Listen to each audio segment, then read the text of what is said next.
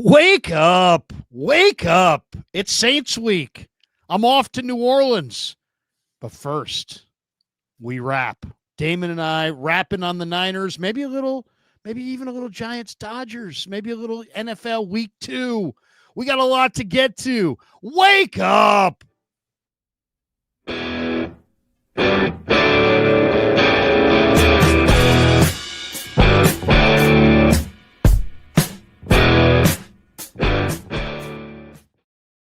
Yeah, good morning. It is great to have you here. It's Friday, September 12th. Again, I'm just going to be hanging out on the couch with my family tonight. Fish is back out on tour. Maybe I'll get the concert. Larry's about to have one of the best weekends he's going to have all year long. He and Kevin are off to New Orleans tonight. They're going to be at LSU tomorrow night. They're going to frickin' the Superdome for 49ers and Saints on Sunday. Lots of great eating in restaurants and drinking in your future. I'm excited. I'm not going to lie, Larry, and I'm not afraid to say it. I'm a little bit jealous. Wish I could go with you, man. Well, you know what? To make you less jealous, I'll say that we're landing in Houston on the way there. Okay. So, and then it's going to be incredibly sticky and hot. I mean, I've been to New Orleans in November. I was there with you. It was February and it was beautiful, right? It was perfect. In September, it is going to be a sweat box. I mean, it's going to be sweaty. It's going to be sweaty. I told Kev, get ready to sweat. But Kev went to Japan earlier this month. So he's like, Dad, it's going to be nothing compared to Japan. I'm like, well, I don't know. It's probably going to be pretty comparable, actually. So, but we're looking forward to it. At any point in Japan, did you drink yourself to the point where you thought you broke your own liver? And because that doesn't help the humidity. And that's kind of what happened. Humidity is good drinking weather, though. I will say that. Well, good luck to you both. I really wish you the very best of luck. Bring water, mix in a sidecar of a little water, and bring aspirin because you're going to New Orleans, baby, and you are going to need it. It's a little bit of a stress test for you, your relationship with your son, your relationship with alcohol, your relationship with food. It's a stress test. And Larry, that's the theme of this trip to New Orleans for the San Francisco 49ers. This is a massive stress test on the organization, on the choices it's made, on the choices that it hasn't made. They haven't got an awful lot right at quarterback in the 9 years under Kyle Shanahan. And even as Purdy was emerging as, hey, you finally have an answer here, even that was debated. Is he the right guy for the job? Is he the right guy for the job? They went way out of their way to bring in Mac Jones for a situation that they fell into early this year. Something was wrong with Purdy. He's going to be gone a couple of weeks. Do you have the right guy to get you through that? So here we are with another easy to see total evaluation of what they think of quarterbacks, who they select to go into business with, and how they groom them to be successful. This is going to be fascinating because I could see Mac Jones going in two different directions, right? I don't think he's just going to be like down the middle average. I think he's actually going to be very good or very bad. And either way, you're going to get a headache. Either way, this stress test comes with a headache. Either way, you're going to get a headache in New Orleans. It's going to happen. So this is really a fascinating early stress test for the 49ers and all of their ideas and what they've built and what they think they really are. This is a big one. Oh, well, I mean, they're all big, right? But I mean, the thing about this one, Damon, that's interesting is I thought Kyle Shanahan had a genius game plan in week 1. And you say, well, what was his game plan?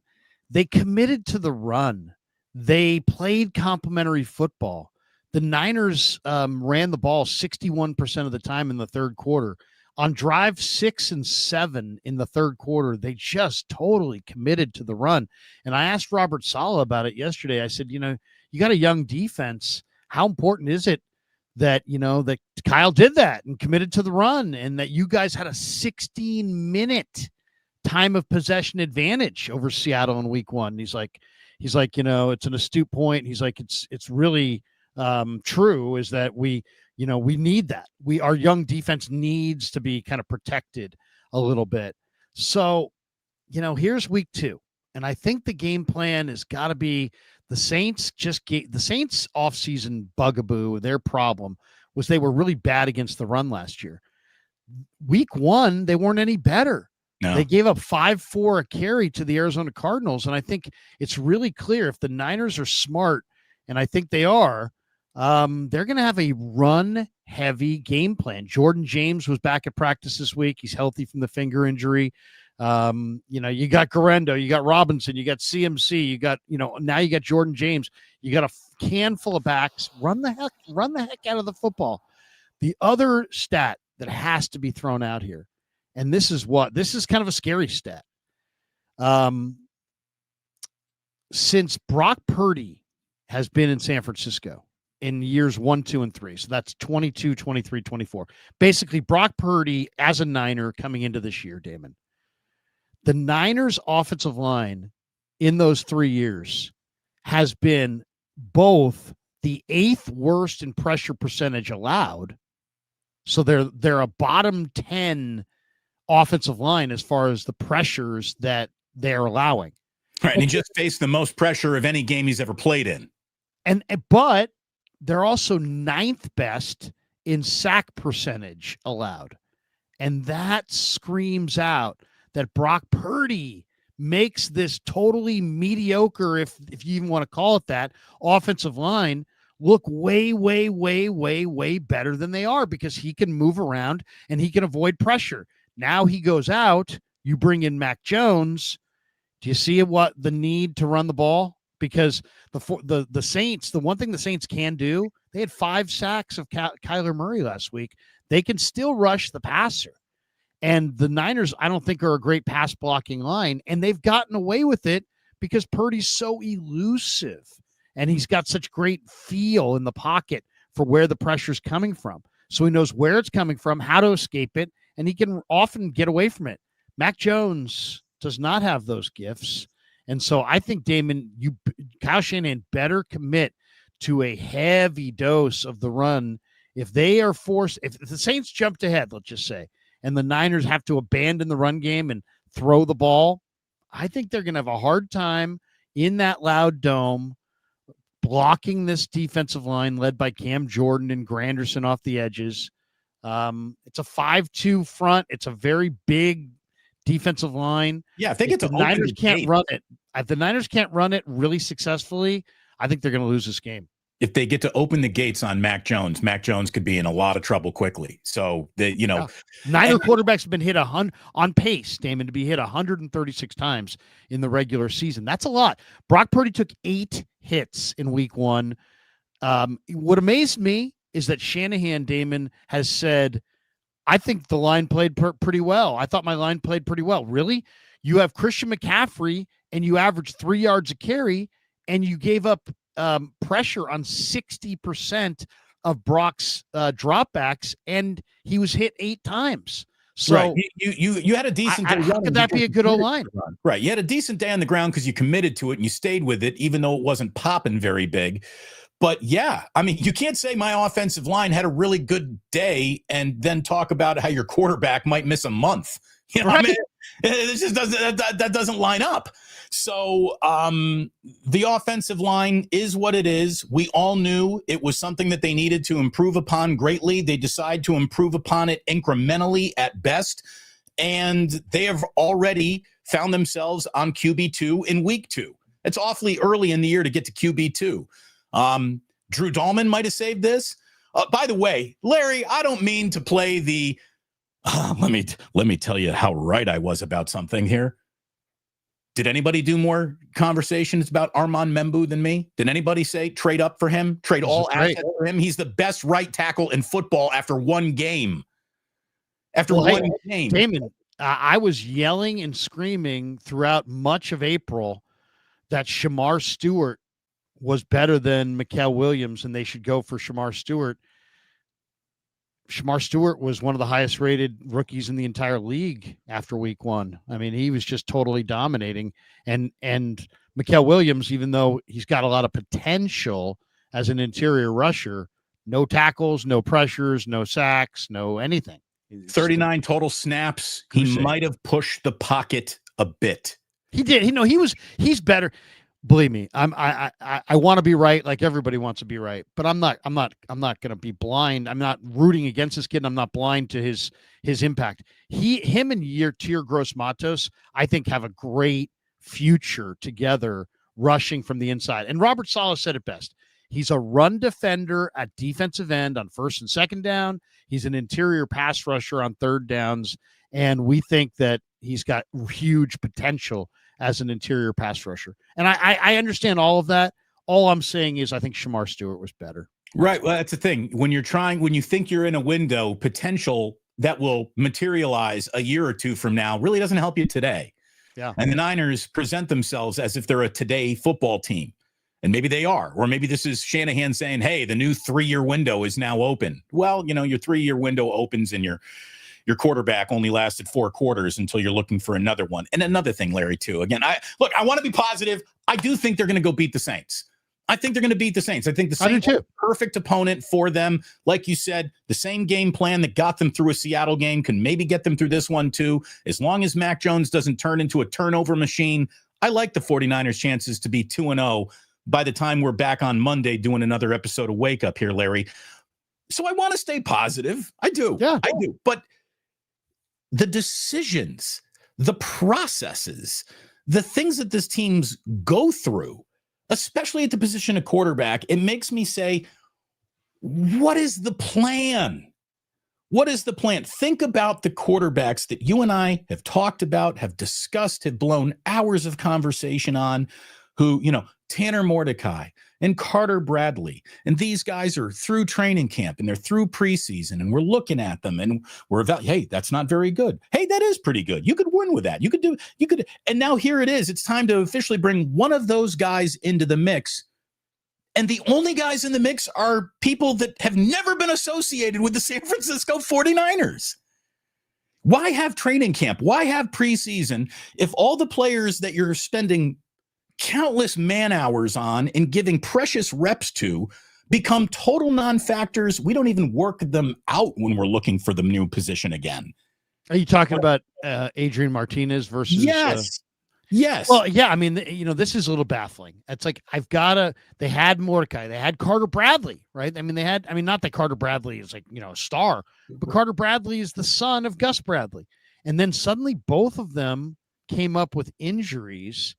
And then they were like, not on the roster. And then both of them were waived, I believe, with an injury designation or settlement of some kind. And now they've gone out and signed Adrian Martinez. Now, I will say this. I'm an Adrian Martinez fan. And I have been going back to Nebraska. You love third-string quarterbacks. Historically, you know what I like? Third-string quarterbacks. I like athletic quarterbacks who are smart, tough, and competitive. This guy's playing his best football right now. He was the MVP of the UFL Bowl. Shanahan just went on the radio yesterday and was like, hey, look, if we got to go with this guy, we're totally confident that he can do the job. Adrian Martinez he's no slouch. No, I hear he's you. A good athlete. We're talking like 4.5 speed. Really, John Lynch said it best. The guy's kind of a winner, man. He's kind of a winner. I mean, I do not fear Adrian Martinez, but I'm with you. Where's Tanner Mordecai? Don't you think Tanner Mordecai, after 2 years in this offense, would probably know more and be able to do more than Adrian Martinez 2 weeks into this offense? And if not, isn't that an indictment on what you're doing to groom guys, get them prepared for their careers, or you're bringing in players that are total non-starters, and through 2 years of a lot of investment in them, you've got nothing to show for it? After 2 years of investment into Tanner Mordecai, all they have to show for it is Adrian Martinez. Who, I like, but it's once again, I think Adrian Martinez, it's safe to say, Damon, is going to be limited by the fact that he's been in the offense for 2 weeks. Exactly. It's going to be very vanilla, I would think. Well, to me, it's just what's odd is, you go down to training camp. I go down to training camp. We all are focused on all these players on the field. Let's talk about all of them. All of this is every single 49er player is in this circle. So you would assume that all of your season problems will be solved by somebody in this circle. But no, No, whenever the 49ers catch an injury anywhere, they're really not going to their practice squad looking for answers. They're always going outside of their own circle looking for answers to problems as they occur. Why aren't there solutions to their problems in-house?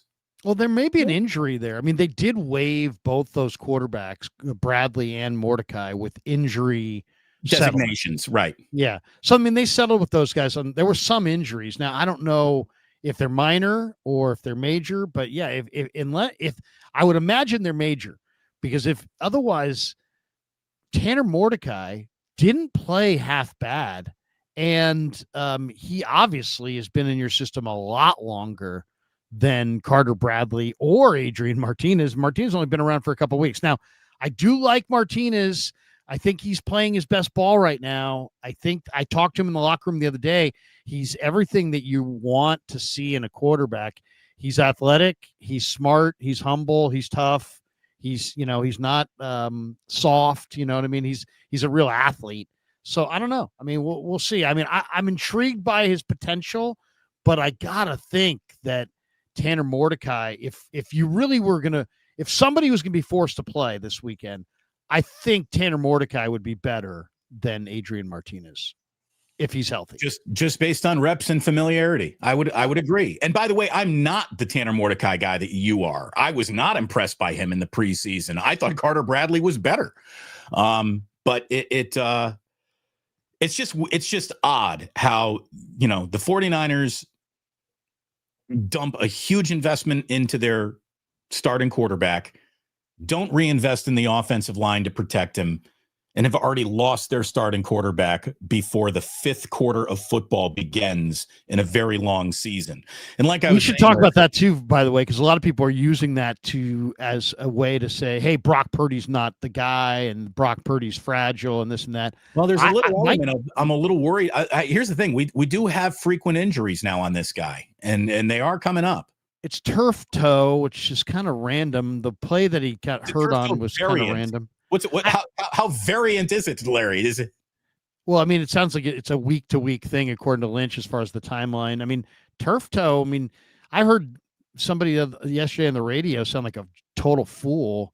It wasn't on KMBR, let's just say that. Somebody was talking about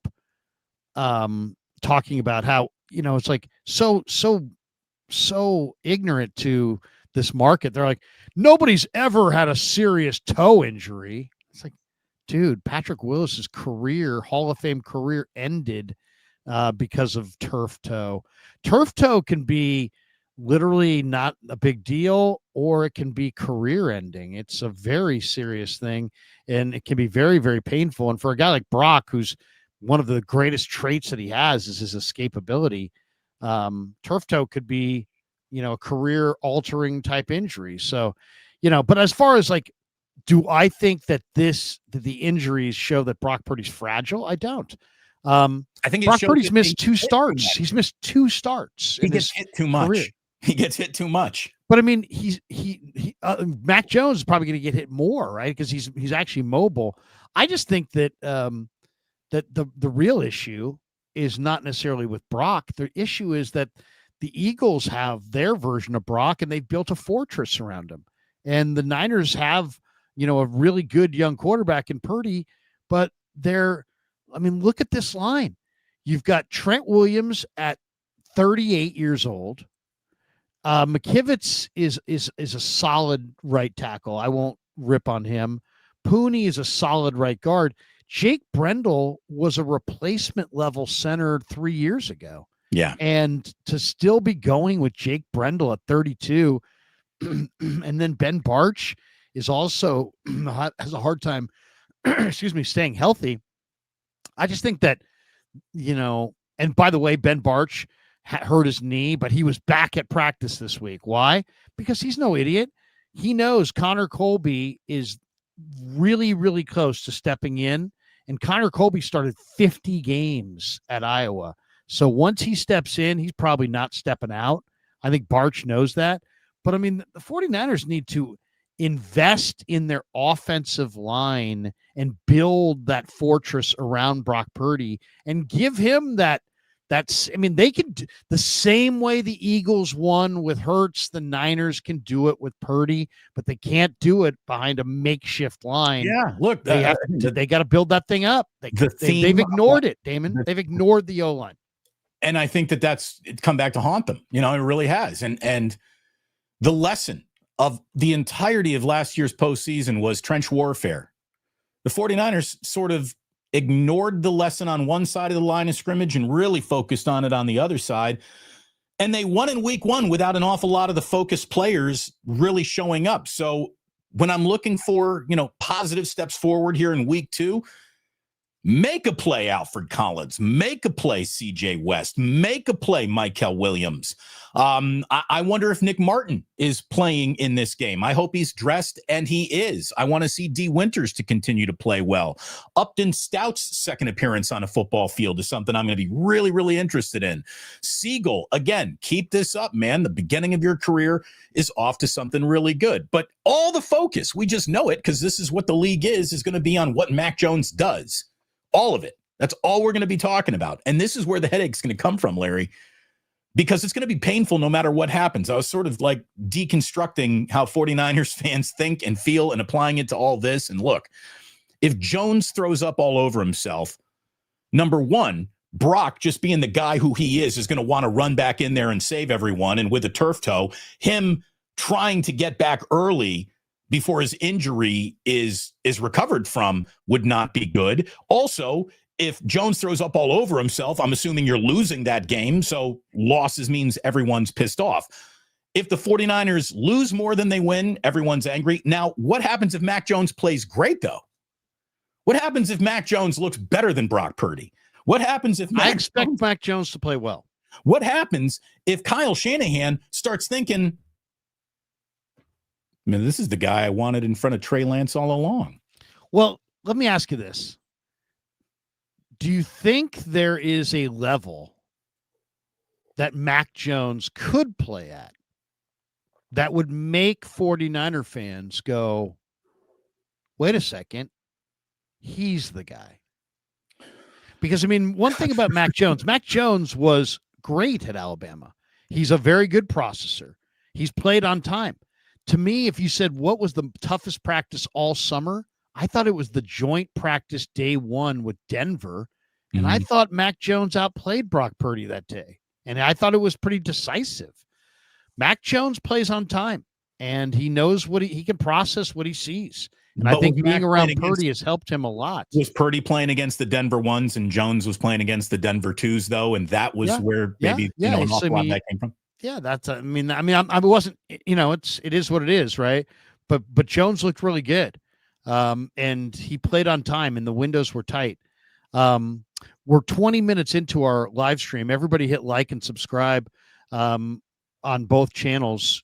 Damon and I have been doing this after every Niner game on Mondays and Fridays, and then we'll do this whenever the Niners play. So if the Niners do play on a Monday night, we'll do it on a Tuesday. If they play on Sunday, we'll be on here on Monday. If they play on Thursday, we'll be here on Friday. You guys kind of get the routine.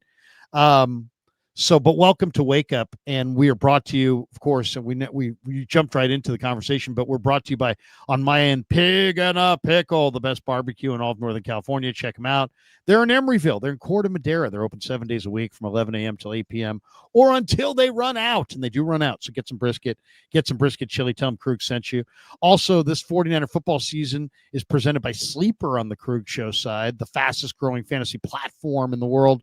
It's a one-stop shop. You get blazing fast news, real-time stats, group chat, season-long leagues, and, of course, Sleeper picks for daily fantasy. So use promo code Larry, and Sleeper will match your first deposit up to $100. Links in the description. Terms and conditions apply. And good luck to all of you guys if you're making lineups this week. And Damon, go ahead.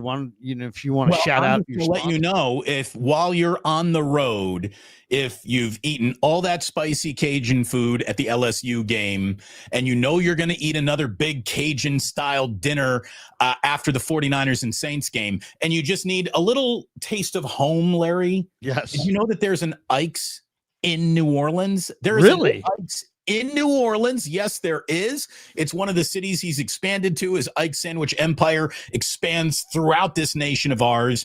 Do I go beignet? Do I go Damon Bruce? Damon Bruce, beignet. Look at it this way. It's Ike's. You can probably put a beignet on a Damon Bruce. You know, I mean, it really is. You can do it however you want there. You get the, I like the one thing I love about the Damon Bruce, and I really do, you know, I'm not saying this just because it is your namesake sandwich. I actually think it's a really good sandwich. It's got a gigantic onion ring with fried batter in the midst of it. And so it gives you that crunch. It also has some really good barbecue sauce. It works. It worked. We wanted a steakhouse. You went to a steakhouse last night. You came home with leftovers. You made a sandwich out of your leftovers. What's that? That's what we came up with when we did the Damon Bruce. So thank you very, very much to Ike's for sponsoring us over here on the Plus. And once again, our good friends at the Dubliner. We can all get together with Larry in New Orleans this weekend, but hopefully Larry can get together with us on October 4th at 4:20 at the Dubliner West Portal in San Francisco. We're going to be getting together, and hopefully everyone can come and join us that day. It should be really, really good time. And thanks as always. That's October the 4th. October the 4th. October the 4th. Saturday. It's the Saturday after the 49ers and Rams game. Nice. It's the Saturday after Brock Purdy returns as QB1 to take on Stafford and the Rams. We hope. Or it could be the Saturday after Mac Jones wins his 5th in a row or something like that as well. Wouldn't that be again? And if we are living in that world, Larry, I mean, someone's up here.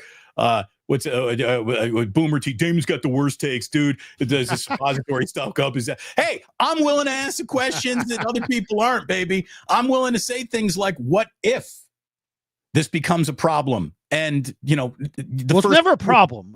Having two quarterbacks is not a problem. Well, if you're paying QB2 $53 million a year, Larry, that's a fucking problem. Well, that is a problem. But the one thing that the Niners did, I thought it was very subtle, but it was a really smart move by the Niners. First of all, we had a number of topics in the offseason. What was the best move of the offseason? I kept saying with you and other people, I thought one of the most underrated moves was getting Mac Jones. I wasn't saying it for the injury factor. I was saying it more for the motivation factor, because I think Brock Purdy is so competitive that if you put a real quarterback there that can compete with him, that's a good thing. So I liked it from that standpoint, but I didn't expect to see Mac Jones look as good as he looked this summer. He really looked good. The ball came out with accuracy on time. Then when we talked to him, it was really obvious. This guy's really cerebral. He spends a lot of time on it. I'll tell you what opened my eyes was when Mac Jones told us how he trained in Jacksonville before training camp in pads by himself. Because that shows a level of dedication to put on pads in Jacksonville by yourself to kind of run, but you play the game in pads. So I thought it was genius on his part. I think he understands what happened to Sam Darnold was a thing that can happen to him as well. And I think he's better than Sam Darnold. I really do. I think he's better than Sam Darnold. Sam Darnold's a better athlete, bigger guy, stronger arm, faster. But you know what? Mac Jones is smarter, better processor, and I think is more accurate and more dependable. So we'll see. But and this is your playing life, bad right? is possible, but playing great is possible, Damon. It's possible that Mac Jones will go to New Orleans with a strong run game behind him, and he'll make all the throws. What if he because he's completed in this summer. I'm not shitting you. Roughly 80% of his passes. Well, what happens if in this game, Damon, he completes, let's just say 70% and throws for 300 yards and the Niners win big? Will people be saying get rid of Brock? Yeah, I mean, first of all, people say get rid of Brock when Brock wins football games. I know, but lots of people say it. That is going to happen. I can already feel Joseph Ehrenberg firing up the I told you the super chat. Wrong. They paid the wrong guy. He's in here right now probably saying that. But look, I think that Mac Jones, what kind of throws is he making? And what kind of throws is Shanahan going to ask him to make? Is it going to all be in the 12-yard box, simplistic game managing sort of 49er football? Or is Mac Jones going to say, like, this is my life, this is my moment, and I'm going to come out here and I'm going to take this job, and I'm going to be the man, and I'm going to show everybody what New England walked away from incorrectly and what Jacksonville moved on incorrectly. And I came here to the Niners for this moment, for this opportunity. And even though it ain't Brandon Ayuk or Demarcus Robinson, and, you know, Juwan Jennings is somewhere in between hurt and angry, we don't know, I'm going to have a great fucking day of football. And if he does that, I'm telling you, things around here are going to get more interesting than anybody really wanted them to be going into week 3 against Arizona. You know, so this is a fascinating moment in time. You know, what's the old Yogi Berra, when you get to the fork in the road, take it. Well, here comes a fork in the road. So get ready for that. And Mac Jones, again, good luck, man. This is your life. This is the opportunity that you feel you were denied in New England, were denied in Jacksonville. Now it's on you. Let's see what you can do. And maybe maybe one of the biggest things we've gotten wrong is we've always assumed, like, you know, Brock is really lucky to be a 49er, and all of these guys are making him better. We could learn it's the other way around. That could also happen here, where it's really Brock Purdy is the guy that's making a lot of these Niners better than they really are. That stat can you share that stat again on the offensive line, Larry? Pressure rates to actually sacks surrendered, and how that shows that Brock runs himself out of more trouble than this offensive line actually keeps him out of. Yeah, I mean, the stat is a fascinating stat. This is real. I think this is important, actually. Yeah, to me, this is a great week for stats, but the stat here it is. Since Purdy's been with the Niners, great week for stats. What a week for stats. There are some amazing stats this week. I mean, I'll give you 3 of them. Okay. Niner quarterbacks are on pace to be hit 136 times over the course of the regular season. That's pretty alarming. Okay, right. That's way too much.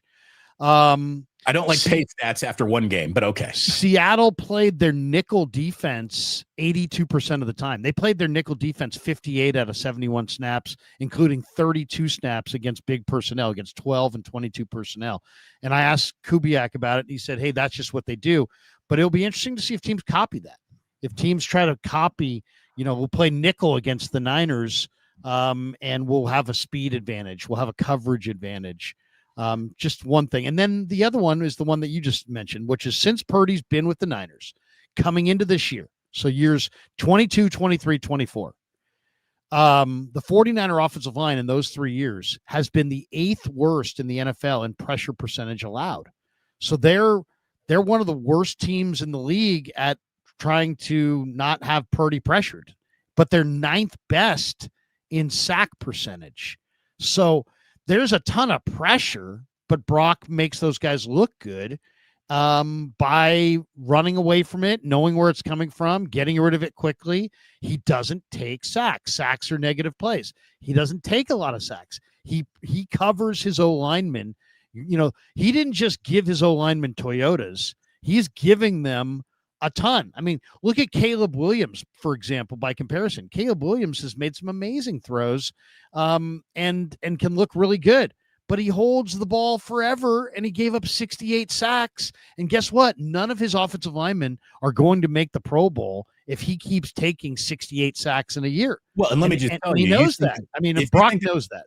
If you think that Brock lets a few balls go that are sort of YOLO-y, watch Caleb Williams. Caleb Williams sprays it like a Tommy gun. He is inaccurate. And it's, you know, as somebody who grew up a Bears fan, I will trade you Caleb Williams for Brock Purdy right now. I mean, like, with the contract, with everything. Like, one is a much better quarterback than the other. Caleb Williams, I don't think is going to be in Chicago that long, to be totally honest with you. And I think they're going to regret moving on from Justin Fields. Yeah. Fields, by the way, played well in the first game, you know, for the Jets. I mean, I thought that was the best I've seen from Fields in a while. He looked better. Can we talk a little bit about the rest of the NFC West this week, Larry? Well, I was going to say, we do. The one thing we got to account for is we do already have 16 supers. So, So we got to make sure give ourselves some time to go through these supers. We will. Well, let's do it right after we get through what the West looks like and just a little bit of news that we have coming out of this week. Number one, The Seahawks are getting on an airplane and going all the way to the East Coast. That is never easy for any football team to do. By the way, I just saw a stat. Who do you like in that game, by the way? I like the Steelers. I like the Seahawks. It's funny. Sterling and I talked about this last night. He liked the Steelers too. And Aaron Rodgers had 4 touchdown passes in that first game. But, it's interesting. Maybe I'm just biased because, Saleh was talking up the Saints or talking up the Seahawks, and Husak was talking up the Seahawks. But I kind of think the Seahawks might be a little bit better team than they looked last week. They were. But you know what is also really hard to do? Prove that you were better than you were last week after you've flown 3,500 miles. Historically, West Coast teams that ain't full of a lot of piss and vinegar don't get on airplanes and win games on the East Coast. But Seattle last year under Mike McDonald, 3-5 at home, 7-1 on the road. So we'll see. Okay, well then something's got to give, right? By the way, USC hasn't won on the East Coast in like 4,000 days. 4,000 days. Well, they always play. If they do play East, they play a great team. Right. Well, they're playing Purdue and West Lafayette, so I think they're going to break their streak this week. That's not a great team. Yeah. Anyway, so by the way, Indiana State, your Friday night standalone game on Big Ten Network. Let's go Hoosiers. Okay. Indiana. I didn't even know Indiana State had a football team. So I like our chances. Seahawks at the Steelers. We got Rams at Titans. That feels like a just give it to the LA Rams win right there. But maybe Cam Ward has a little something waiting for Sean McVay and company. But I like the Rams on the road. I like the Steelers to beat the Seahawks. And then we got Panthers at Cardinals. And, I don't know. That's a coin flip. I really don't know. Cardinals should win that game. That's a game somebody else needs to watch.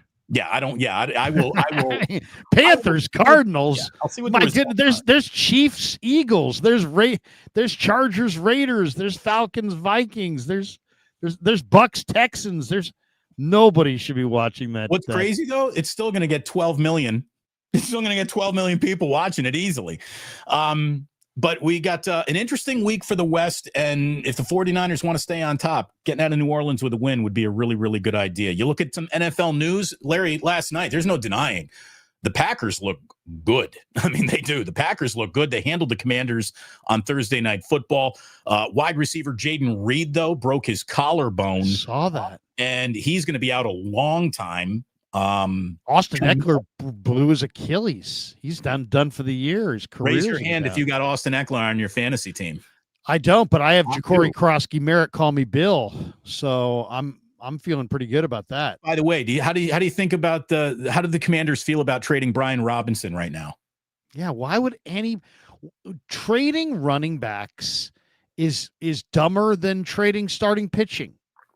Trading running backs is literally dumping water out of your canteen in mile 1 of the 26-mile marathon.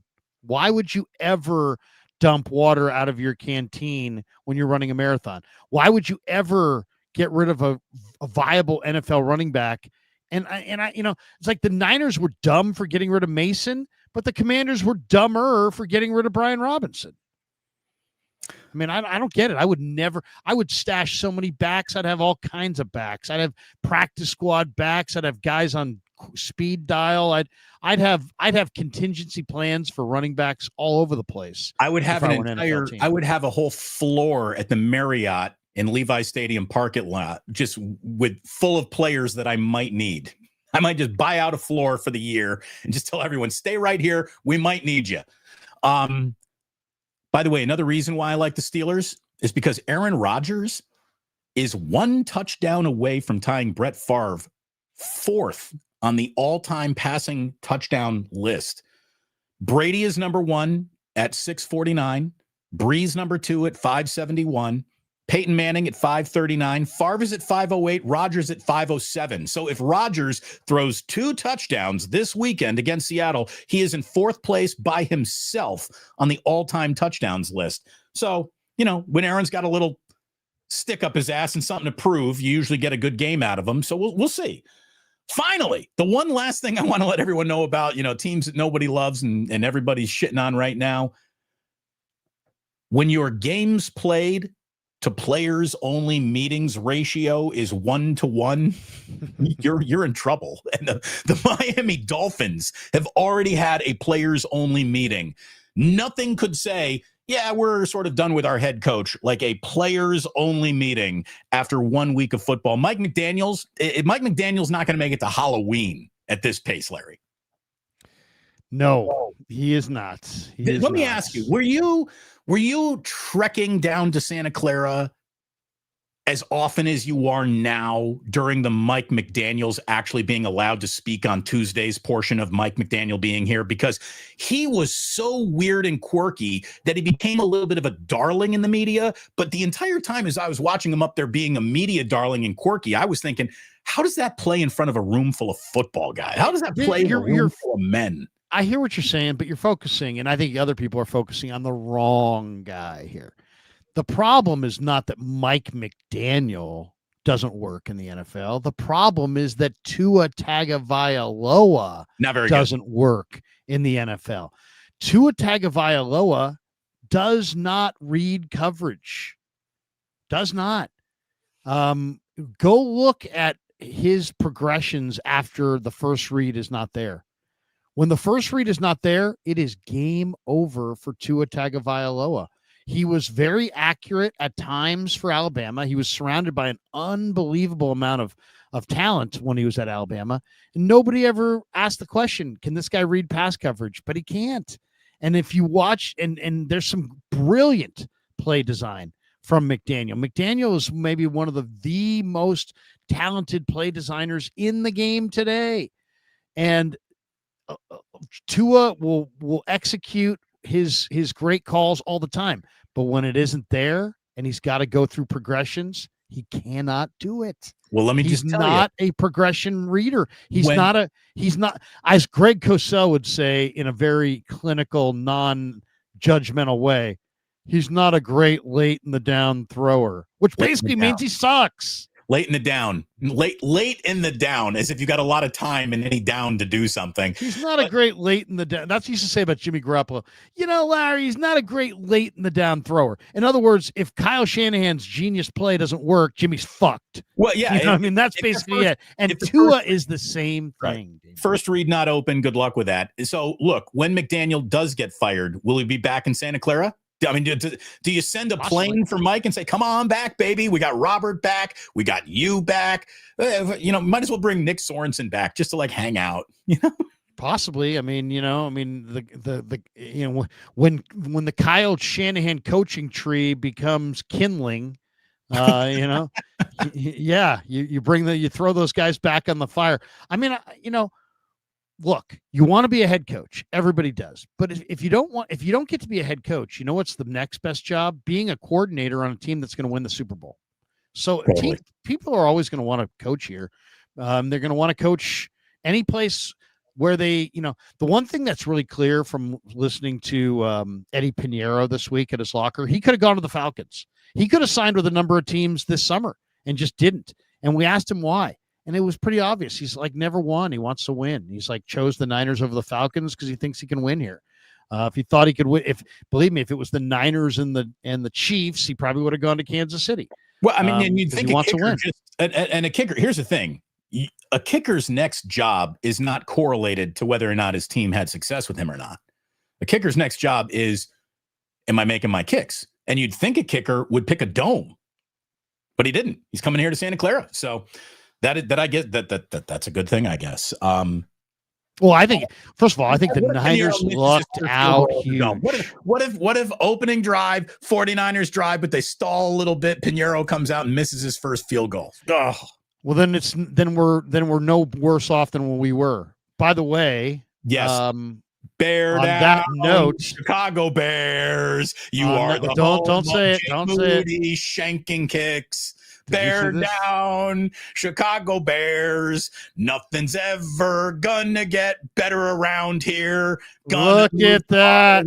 Soon. Former Niner kicker Jake Moody is signing with the Chicago Bears practice squad. Just there's your guy. I'm done. There's your guy. No, but I was going to say about this one. not about him going to the Bears, but about the kicker thing. So I'm talking to Eddie Pinheiro at his locker, right? And first of all, the Niners lucked out. You're telling me that the third most accurate kicker in the history of the NFL was available and you chose to stay with Jake Moody? I mean, for a few bucks, probably, right? Because you had Jake on a rookie contract. You didn't want to spend the money. But I have a feeling, Damon, I'll make the prediction. I think this kicker is going to be great.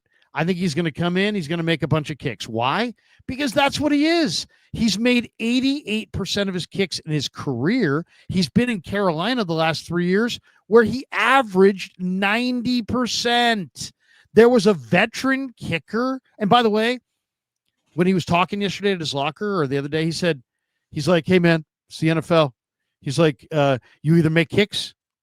he goes, you make kicks or you're gone. And it's like the pressure of that is very, very hard to get used to, right? If like you're not used to that, you're like, oh, suddenly it's like, hey man, if I make this kick, I'm going to be here. If I miss this kick, I'm out of here. And the pressure, some guys can handle the pressure, some guys can't. But guy like Pinheiro, who's been in the league, laughs about it. He's like, hey, it's the NFL. You either make kicks or you're gone. And it's like he's totally come to grips with it. Yeah. And that is a different mind space than where Jake Moody is. And the fact that the Niners waited so long to go to this, they lucked out. They lucked out, and it's going to wind up working out, but they lucked out. I mean, it's unbelievable that they waited as long as they waited. They could have lost week 1. They could have lost home field advantage. This is supposed to be the Super Bowl's here, for crying out loud. Larry, Shanahan and John Lynch's instincts were correct. And when Moody goes into the Hall of Fame, he'll be wearing a Bears uniform. Yeah. Bear down, Chicago Bear. Okay, super chats. Let's go. Good God.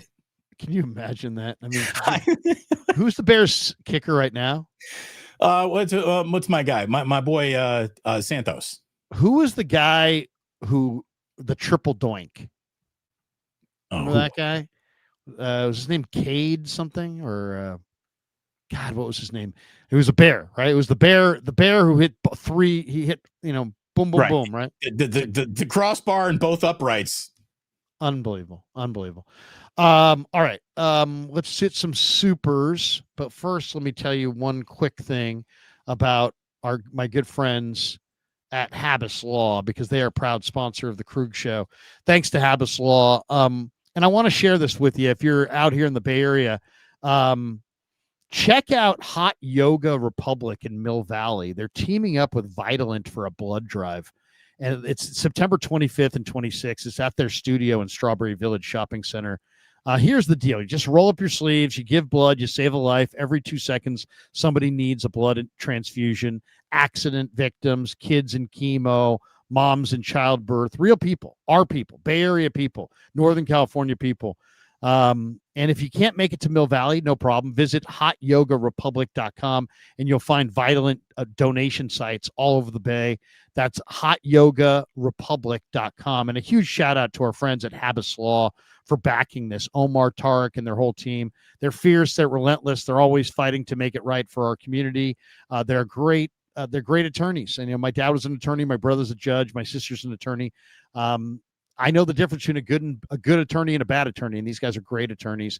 Habas Law, 1-800-INJURED. They will fight to make it right. Thanks to Habas Law for being so involved in the community, whether it be blood drives, animal adoptions. They're just really rooted here in the community. I'm really proud to be associated with Habas Law. So, 1-800-INJURED and Habas Law, they will fight to make it right. Omar and Tarek Habas, they're fantastic attorneys. Go ahead, Damon. I had a friend of mine in my fraternity in college who was a hemophiliac. And so, we learned an awful lot about blood. He needed blood. And so we did massive blood drives when I was at Indiana University, and my fraternity set a campus blood drive record. And that's because we were giving away free 6-packs to anyone who donated blood. I mean, give a pint of blood, then have a few beers. You get drunk real fast. So we turned our blood drive into a party. We didn't let the American Red Cross know about that. And they're like, why are you guys so successful? We're like, well, look, Jude is a hemophiliac and we love this guy and we're doing it for him. Meanwhile, we're just getting hammered with chicks giving blood. Anyways, give blood, everybody. The main point isn't give blood then drink a beer. It's give blood and really help people. It's one of the nicest things you can do to help a medical community that without blood donations is totally screwed. So please give blood. Thank you to Habas. Larry, let's super chat away. Fuji Simeon in the house. He says, Larry, future merch, coasters, koozies, stickers. See, you want to know why he's asking? Because Jillian decided to take a 10 milligram gummy and come on down here and do some new merches. So we got some koozies. We got a few new things happening on Damon Bruce Plus, and Fuji Simeon has already made a purchase. We sent him a thank you video just last night. So I think he's looking for some new gear from you, Larry. Well, I just want to show you guys that the Krug Show store is up right now on YouTube. So if you go to the Krug Show and you see the store moniker up here up top, and all these things are for sale. There's t-shirts, there's sweatshirts. This is a really cool sweatshirt, this white one with the embroidered logo. The big logo t-shirt's probably the number one seller. There's phone cases, there's mugs. I like the phone case. I might have to tell Jillian about that. Get the logo on the phone case. There's also this one thing, this shirt, the You're Effing Lazy shirt, which basically on the back it says You're Effing Lazy. Nice. Larry. Yeah. Larry. You're effing lazy. Anyway, thanks to all you guys. But yeah, lots of Krug Show merch. Check it out at the store on our page. All right, let's hit some more. Mason Davis, should I start Ricky with Mac or a Dunze in my flex? I like Ricky. I think Ricky's going to be a really good player. I don't know if you saw the numbers, but if you just take Ricky's last 3 games, okay, and you extrapolate those stats out to a 17 game schedule, it's like 108 catches, 11 touchdowns, and 1,800 yards. So the last 3 games that Ricky has played, he has played really at a very high level. And if he can continue that level, I'd roll with Ricky. What do you think? Another reason why I hate this Brock injury is because the two of them are developing early career chemistry, and now that has to wait another week or two to continue. No practice for Brock and Ricky, no game reps for Brock and Ricky. Like, that sucks. That's another thing that just thinks about this. I hope Pearsall can really present himself and be the target that Mac Jones needs. Blood Moon's in the house. He says, if Jones has a good game or two, I can already see certain content creators and possibly the media talking about whether extending Brock was the move. You can bet on it. You can bank on it. Yeah, you know it. I mean, that gun's already been holstered. I'll say that. Mike Ogre says, Krug, word on the street is you can get Gator Nuggets at the Superdome. Stoked to see Mac to Jordan Watkins connection. Niners by 3 on a Pinheiro fourth quarter field goal. Nice. Eddie De Niro Pinheiro. Yes. So forget about Money Moody. Now you got De Niro Pinheiro. Pinheiro.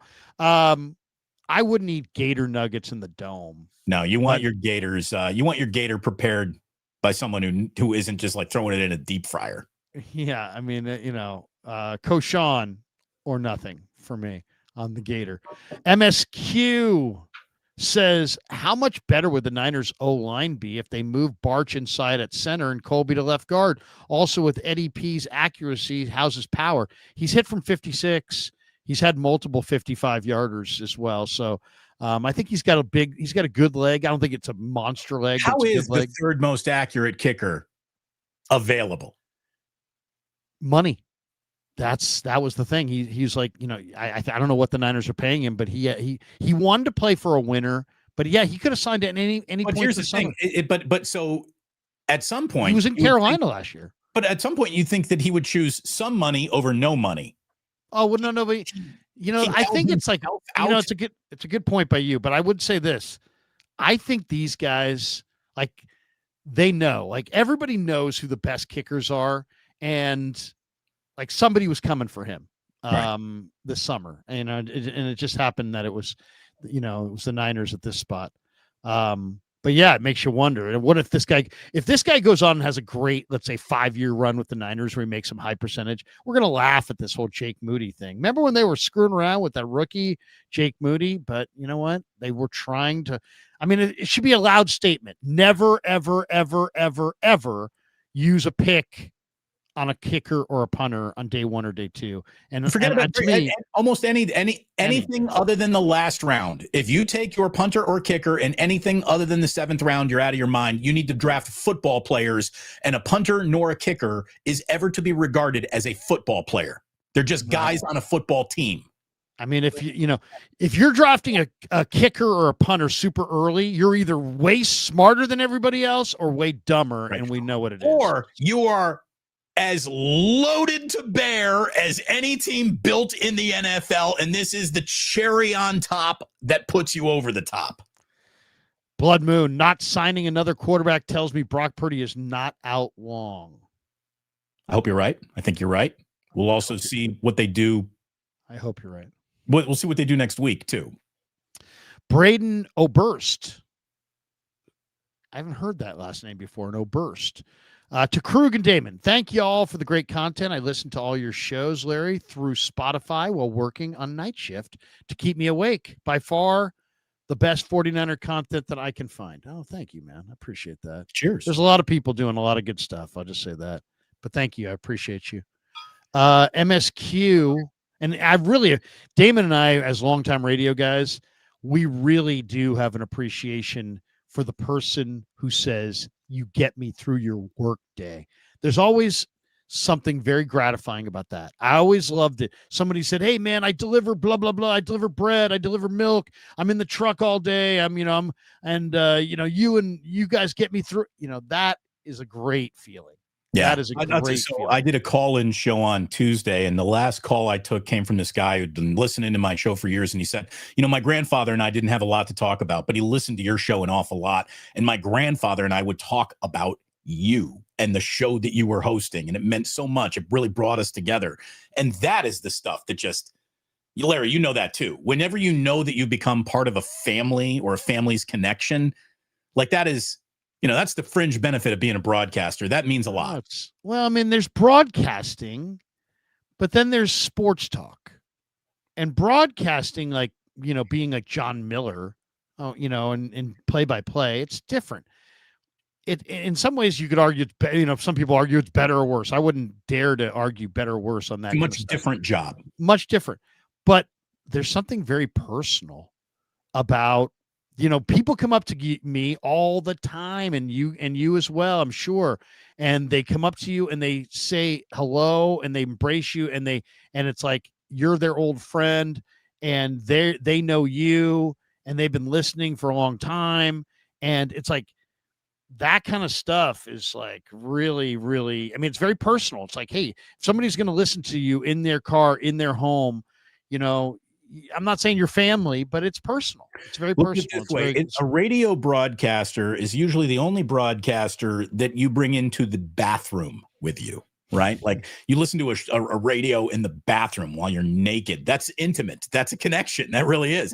and dude, I was at a back to school night last night. It was Jack's back to school night, and this dad comes up to me. He's like, dude, I watch you and Larry every week. I was like, oh, thank you. Thank you very, very much. He's like, I love your guys' show. Huge is a really nice guy that I met last night. So thank you. I think his name was Tori. I think I'm sorry if I screwed that up, but really nice guy. Tats everywhere, man. Tats like up to his neck. That's my dad. MSQ, breaking news. Jake Moody signs with the Bears practice squad. Yeah, we saw it. We broke it. We broke it. Joseph Ernberg, how many games does Mikkel get a pass with zero production until we question him the whole season? I'm sick of these long-term development. Well, it's one game. Picks. It's one game. Let's let him get his sea legs underneath him. Let's get back to where Mikkel Williams is in his career, somewhere around the bye week. I mean, here's the thing about this. It's like, it's funny. Dieter gave him a B-. Okay, that's fine. But I said to Dieter, hey, Dieter, you gave him a B-. He didn't have a sack. He didn't have a pressure. He didn't have a hurry. He didn't have a tackle. He didn't have an assist. He didn't have anything. It's like, what would you grade him if you had 2 sacks and 4 tackles? I mean, you know what I mean? You'd be giving him an A.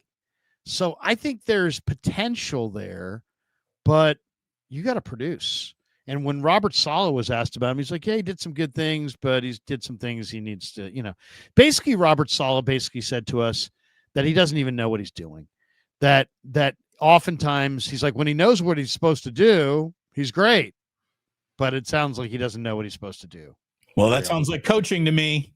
Yeah. So we'll see. Joseph Ehrenberg. Oh, we got that one. We got this one here from Mark's Maine. Sorry, guys. Couldn't find any baby turtles to save this week. Now I'm nervous.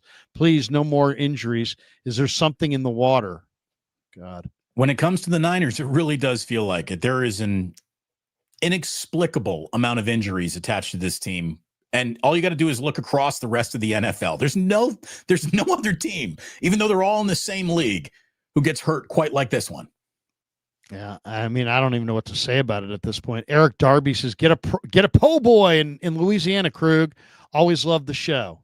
Thank you, Eric. Appreciate you. Yeah, well, the question is, will you go roast beef or will you go shrimp po' boy? Oh, no, the shrimp po' boy is the way to get it done. Remember, you know what I loved during Super Bowl week when they had Saturans making the po' boys right there on Radio Row. That was nice. That was a nice. I mean, granted, a lot of times that was morning, but still, I mean, I'll have a po' boy anytime, day, night. Yeah, it's like a slice of pizza. It does. I don't care what the clock says. I'll take one. Joseph Ehrenberg, Brock is not $47 million better than Mac. Oh, here we go. Again, that's how. Here we go. Here's the thing. He might be right. Here we go. Right. You might be right. MSQ. The Giants are a game and a half behind the wild card spot and the Dodgers this weekend. Go Giants. See this to the end? How amazing would it be if the Giants made the playoffs? That might be it would rival 2021 as the most unlikely sports season of my life, regardless of sport. If the Giants make the playoffs this year, that would be almost as wild as them winning 107 in 2021. Bob Melvin would be like, anything else, critics, right? Yeah.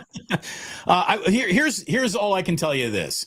I hope it happens, man. I'm rooting for him. I did. Well, here's the thing. If you're a Major League Baseball team that has really good pitching and you start hitting the baseball as well, good things can happen. And that's all that's happened with the Giants. The Giants have been pitching really well for about 2 straight decades. They lost Randy Rodriguez, though. That was a crusher. But in years that they actually get the ball out of the infield and have a team batting average for a week around 300-ish, they win games. And that's what's going on here. So this weekend, this is it. This is, we joked around earlier. When you get to the fork in the road, take it. Here it is. Here it is, Larry. This is either going to be the weekend that really launches a playoff push or will be the last bit of reality check that anyone really needs in that regard. But by Monday, you will either have an awful lot of reason to pay attention to the Giants and do some out-of-town scoreboard watching, or by Monday, you're going to be 3 weeks into your football season and baseball's basically over. When do the Warriors start? I'm rooting for it, man. I want it bad. I want it. I love playoff baseball, and I love the Giants, but they just been horrible to watch. It's boring as shit. It's been awful. But you know what? I'm there for them. If they can make it, I'll be there yelling and screaming and watching it. I'll be super fired up if they can do it. MSQ says, any predictions on Crawford Canelo fight tomorrow night? I kind of like Crawford. What do you? I mean, Canelo's got some power, but I've never been the biggest Canelo fan. I like Crawford. I got no opinion on that one way or the other. I'm hearing about it basically for the first time right now. So that's good honesty. Blood Moon says Mac in the wings will make Brock Purdy be better. Mac hanging in the wings. Like Joe and Steve, Brock Purdy is better than Jones. Brock Purdy solidified it in week 1. Would Jones pull it off? No, Brock Purdy is QB1. I mean, I don't think I'm ready to compare them to the greatest future Hall of Famer ever pushing a Hall of Famer quarterback room in football history. But I don't know. Mac Jones is going to have to. Mac Jones is going to have to get rid of the ball fast, or to me, it's just like the one thing about Mac Jones is he can't move, and the one thing about the Niner offensive line is it's not good. So you got a quarterback behind a line that's not good that got Brock Purdy hit 8 times last week, and now you got a Saints team that sacked Kyler Murray, who's super fast, 5.5 times. So I would say get rid of the ball. Get rid of the ball, Mac. Do not hold the football because Cam Jordan's coming. Fuji, Simeon, Larry, which college team are you most impressed with? Most impressed with? I would probably have to say Florida State. Florida State wasn't very good last year. They lost some guys to the NFL, and then they beat Bama. I'm very impressed by them. I'm very impressed by the Cal quarterback. I'm very impressed by the Michigan quarterback. Do you dare say the Cal quarterback's name? Do you want to try it? Sagapolatele? Is that it? Yeah, is it Caden? What's his first name? Something cake. Something I don't know. I was just worried about the last name. I think it's Sagapolatele. KPS or something like that. KPS, yeah. Yeah. JP. Yeah. Either way, He's good luck. Good though. By the way, maybe the most impressive team in the country is South Florida. They're the only team that I think has beaten 2 ranked teams so far. There are a few interesting games. Minnesota, by the way, is at Cal on Saturday night. That is a 7:30 game on ESPN. Georgia, Tennessee, a couple of ranked teams. South Florida, Miami, a couple of ranked teams. By the way, you mentioned South Florida. South Florida's got a linebacker named Mac Harris that you guys have to check out. He wears number 24. He's a grad student. He's a Florida kid, and he's super athletic. He's 6 feet, 235, kind of a short linebacker, but he's just super fast. I saw him a couple of weeks ago, and I thought, oh, my goodness, that guy. Wait till the draft comes around, but you'll remember that name, Mac Harris. Mac Harris. I'm also taping Notre Dame and A&M this week. I can't wait to watch that. MSQ. Who's LSU playing Saturday night? Florida. Oh, that's right. Gators. Nice. National TV, ABC, 4:30 West Coast, 6:30 Central. I'll be there sweating. MSQ, Yamamoto, Kershaw, Glasnow versus Verlander, Webb, and Ray.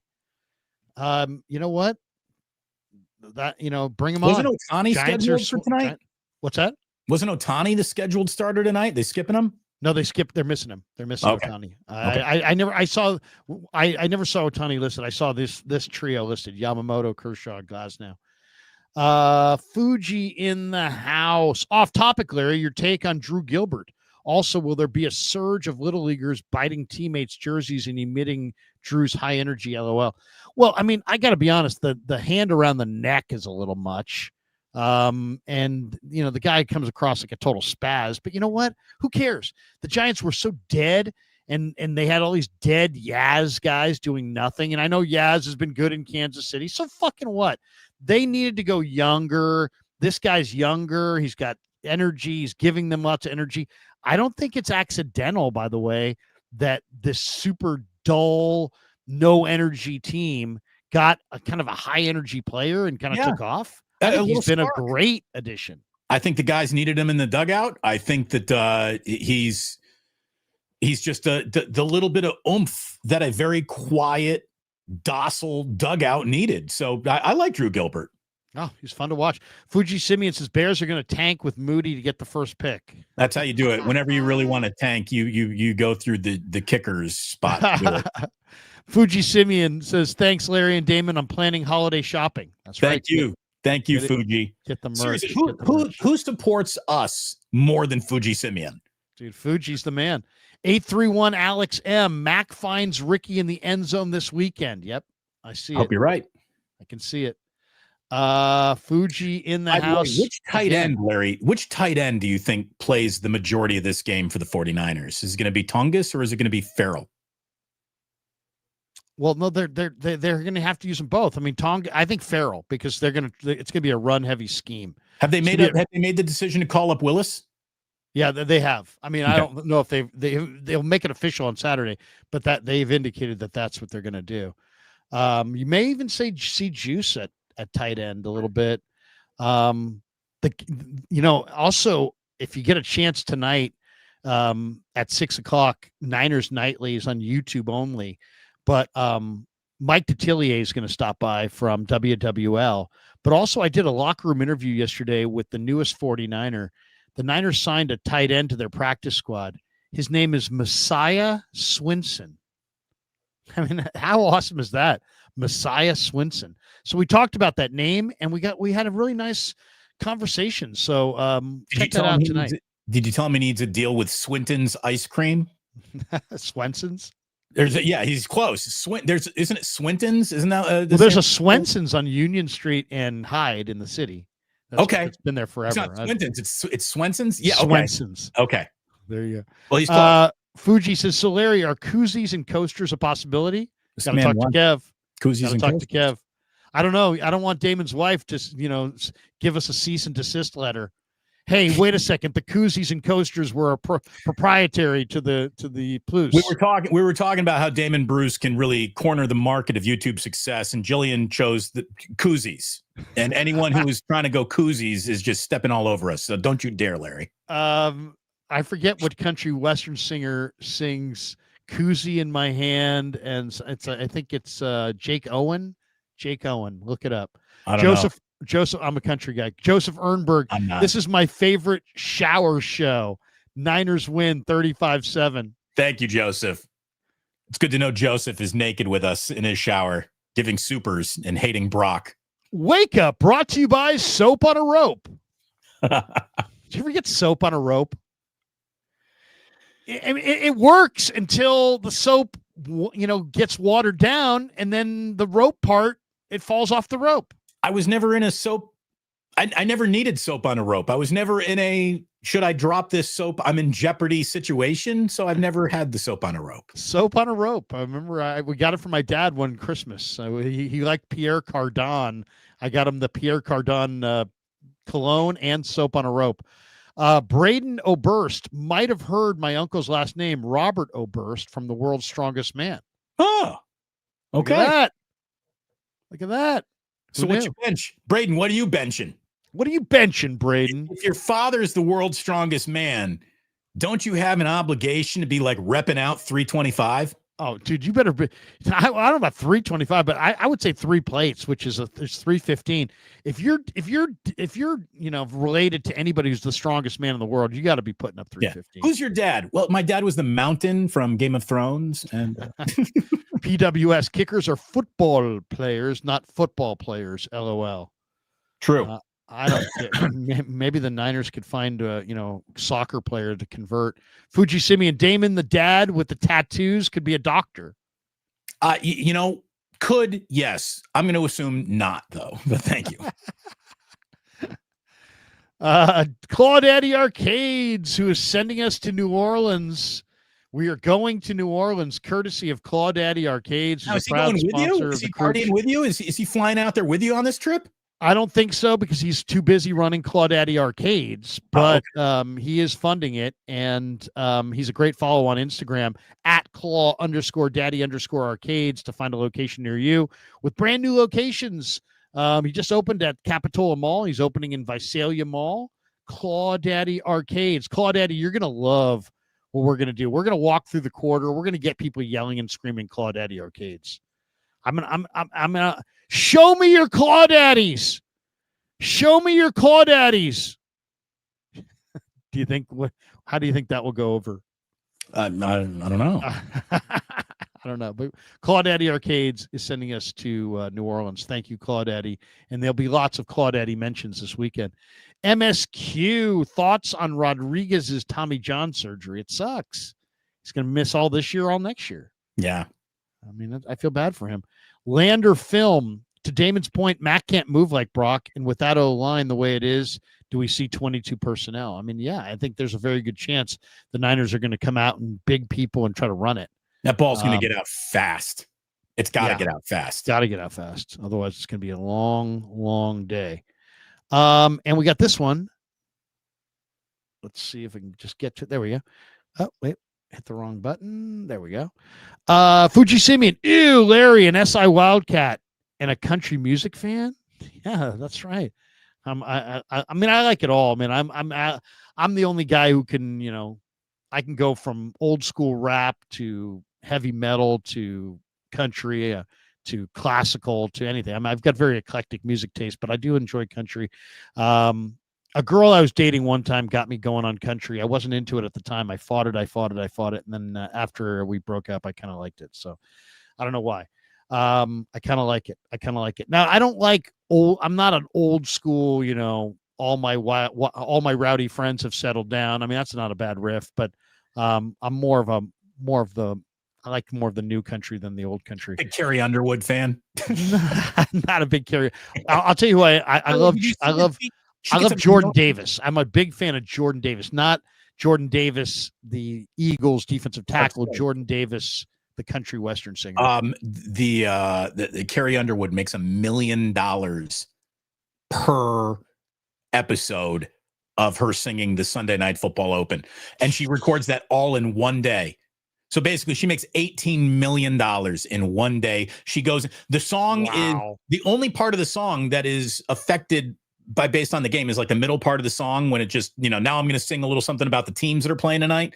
So she records the whole song. Then she just goes in and does that middle verse variant, and they cut her a check for $18 million. Good work if you can find it, Larry. Wow. Yeah. Once again, and my answer to that is hit like and subscribe, everybody. Please. Please hit like and subscribe. No one's paying me or Larry 18 million. Buy the mug in our store is 17 million. So if I could just sell one of those, I'd be fine. I just want one member to come in at the $18 million price point. And by the way, I'll let you move in my house. Javier Moreno. When you get to New Orleans, Larry, we'll be there tonight. I'll be there tonight. So, landing late? Landing around 10. By the way, what time is kickoff in Baton Rouge for you tomorrow? Baton Rouge. Yeah. I thought you meant Niners. It's 6. It's a 4:30 West Coast start. We're in the Central Time Zone, so it'll be a 6:30. That's good. Thank God you don't have like an early morning, and you're going to a night game. That's right. That's the LSU night game, dude. So we're gonna get down there early. And work the lot. Work the parking lot. I mean, there's going to be all kinds of, there's going to be all kinds of videos. I heard it is the single most like welcoming, come eat with us, come drink with us. Like there are a few tailgates that are famous for how generous they are to new people and welcome. And LSU is one of them. So have a great time, man. Oh, we are. Fuji says Carrie Underwood could do so many super chats. LOL. So many. And Marcus Ralph, 2 first names. Mac Jones is going to expand the playbook. He can sling it. Only concern is his decision-making and the O-line, but I can see Mac killing it. I would, with the right complement of wide receivers, I think the right complement of wide receivers would have filed all of that under maybe. I just don't think he's got the guys to throw it to and the targets to get really aggressive with.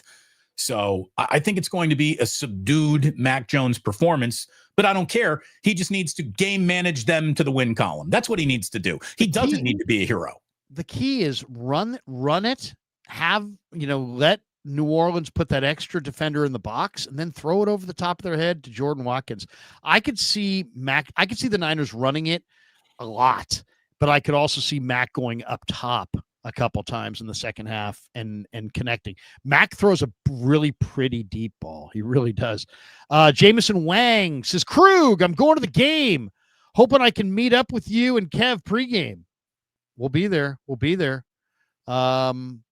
You're going to John Chapman's tailgate, right? I'm going to John Chapman's tailgate. I'm going to I'm going to a killer party that Mike Detillier and WWL is doing a broadcast pregame show for LSU, and it's in the parking lot of a Trader Joe's in Baton Rouge. And Mike says the food is just absolutely off the chain. So we're going to stop by there as well. So yeah, it's going to be a lot of fun. We're going to have a good time, and I will tilt one back. And if you see me in the quarter, come over and say hello. God, the supers just keep raining down here. I'm trying to bolt for the door, but Jameson Wang says, look at my DM on Instagram. I'm from Berkeley and go to medical school in New Orleans. Oh, there you go. Jameson, we'll hook up, man. I'll DM you back, and we'll hook up on your coordinates, and we'll throw one back together. Med school in New Orleans. Was he a Tulane? Must be a Tulane. Must be a Tulane. Well, yeah, I'm not sure. There's probably a private school there that's outside of Tulane, but probably Tulane. Marcus Ralph says we have deep threats that we can use with Mac. Yeah. Jordan Watkins. I'm telling you, Jordan Watkins had a prominent role at practice the other day. Don't think for a second that they won't throw him out there. They will. All right. That's going to do it for us. 37 supers. We're an hour and 20 minutes in. That's going to do it for us. I'm going to finish packing and go pick up Kev and head to the airport. So thanks to all you guys. Thanks to 24-17 49ers. I'm going 21-17. Yeah. 21-17 Niners. Though I do think there's a chance of a blowout. I think the Niners do have a chance to blow them out because I don't think Rattler's all that great. But I'm going to say low-scoring game. I definitely like the under because I think the Niners are going to run it. I think the Saints are going to run it. I think it's going to shorten the game. I like a low-scoring game. So I'm going to say look at it 21-17 49ers, but it could be 21-7 49ers. If Diamador Lenore or Renardo Green, who's ever defending them, if they can just sit on Chris Olave and Olave doesn't go off, Niners win this game. That's going to do it for us. Damon, have a great weekend. We'll see you on Monday. I will be streaming with you on Monday, our wake up on Monday, which from a hotel in New Orleans. I'm not sure if we'll do a hotel or where exactly, but we're going to try to find a killer lookout. So it looks cool. So I'll be searching for that when we get to town, tomorrow morning. I will definitely go and find us a place, but yes, Monday we will do wake up at 11 o'clock Central, 9 a.m. West Coast, and join us for it. Hopefully we'll talk about it. Larry, you and Kev have a wonderful time. I'm excited to, talk about the game and everything, but I can't wait to hear your recap from your trip to Baton Rouge and the Superdome on Monday. We'll see everyone there. Everyone have a great weekend. Thank you so much for watching. Like and subscribe on your way out the door. And thank you so much. Bon voyage, Lawrence. Peace. Have a great day. Thanks, Damon. Thanks, everybody. See you on Monday. Go Niners. If you see me in the quarter, come say hello.